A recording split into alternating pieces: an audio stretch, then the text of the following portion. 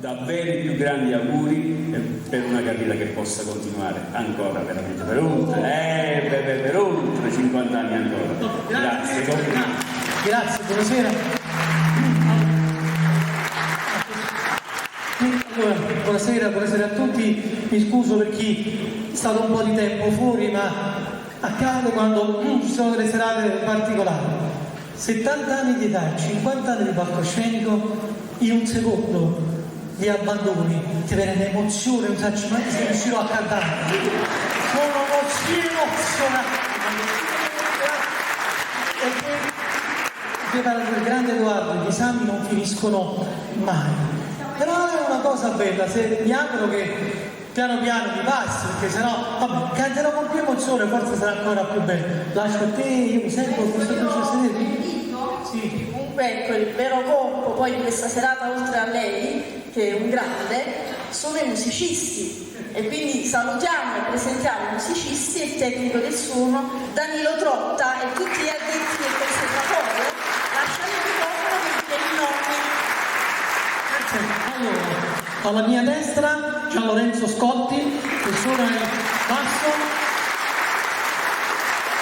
Michele Cordova alla chitarra classica, diplomato al conservatorio della Pietro Coriello, e Antonio Colino. Antonio, non so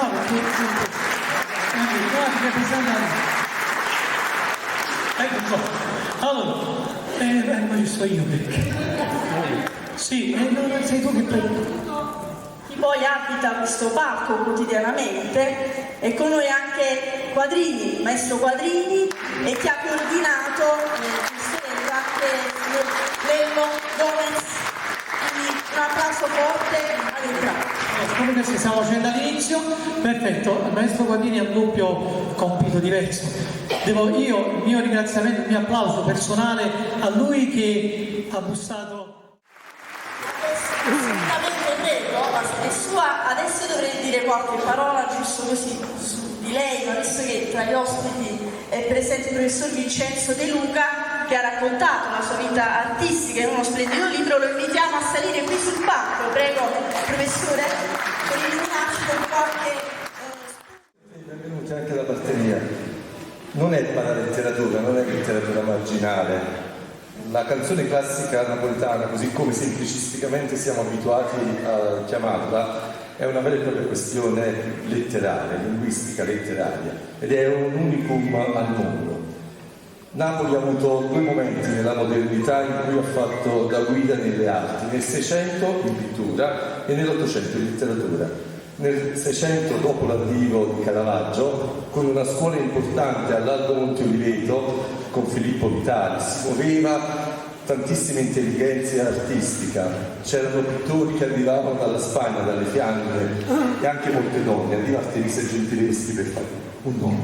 E poi l'Ottocento, che ci regala, e Napoli sfrutta questa opportunità, una letteratura regionalistica, perché in una nazione che non era ancora unita politicamente né culturalmente, bisognava sfruttare soprattutto i localismi, per cui se si vuole capire Milano bisogna leggere Manzoni per l'Ottocento, se ci si vuole avventurare in Sicilia basta leggere Verga oppure Capuani.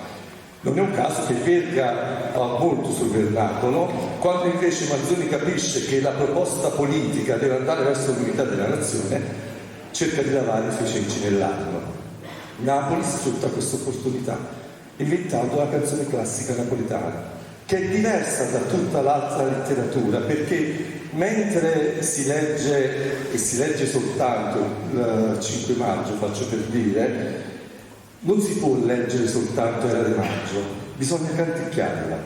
E si era abituati quindi a scrivere per poi vedere quel prodotto che diremmo semi-lavorato ultimato in musica.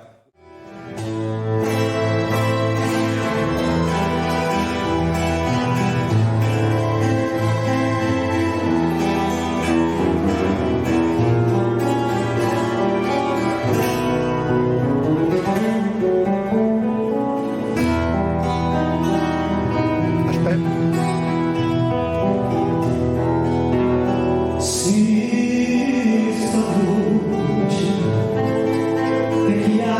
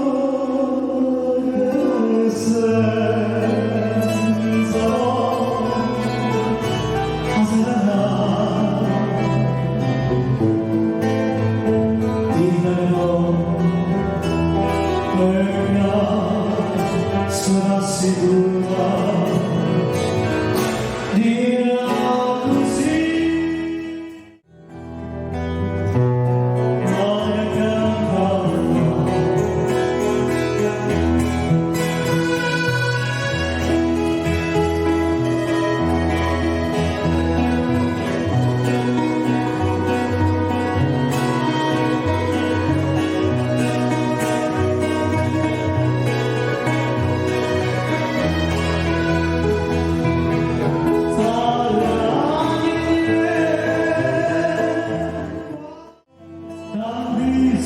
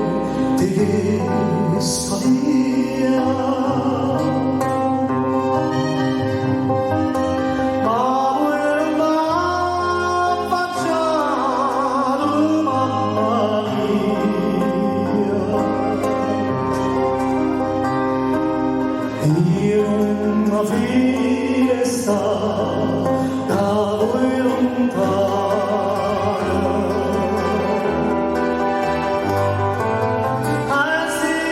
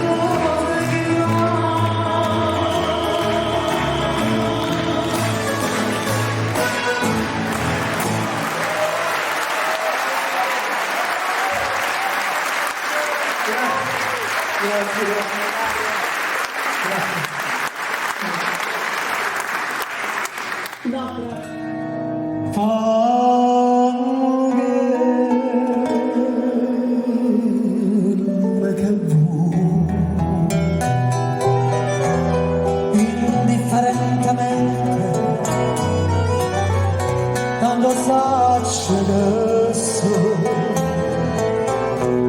batte non so più niente andiamo solo per non aspettare mai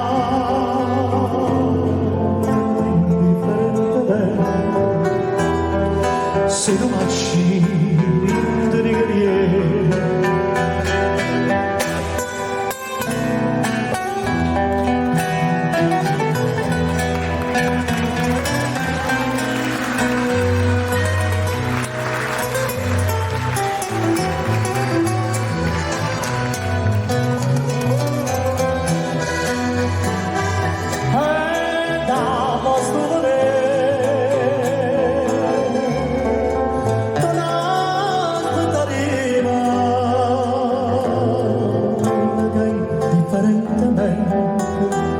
se non facci non ti dica niente.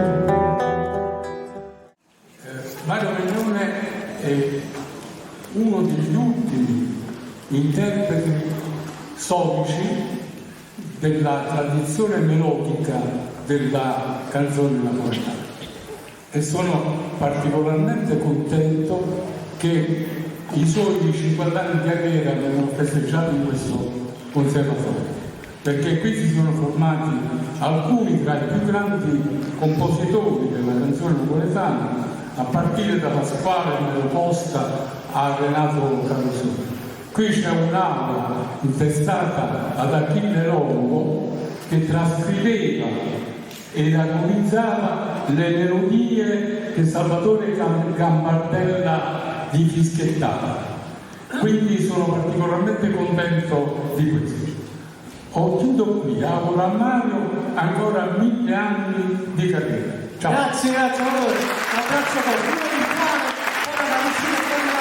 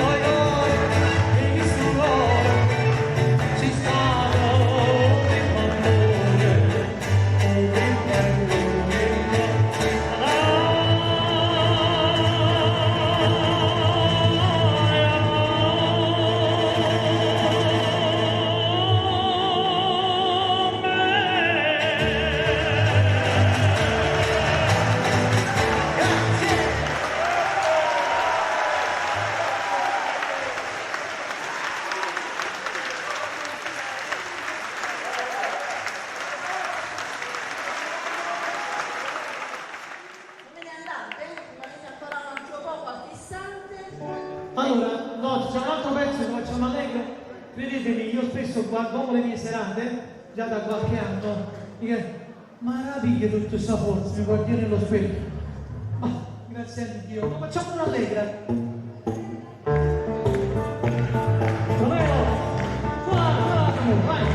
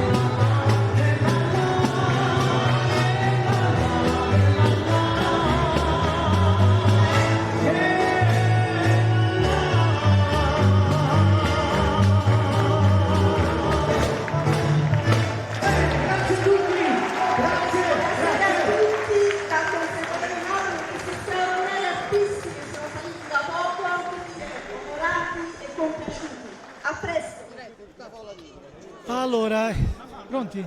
Tantissimi, caro. Una serata particolare, splendida, bellissima. Una serata meravigliosa, straordinaria, non so che parole. 70 anni vissuti in una maniera meravigliosa, 50 di carriera passano in secondo, è la serata più bella della mia vita, nel vero senso della parola. Grazie a tutti. Mi auguro che siano entrati tutti, perché erano proprio tanti, erano quasi 500. Grazie.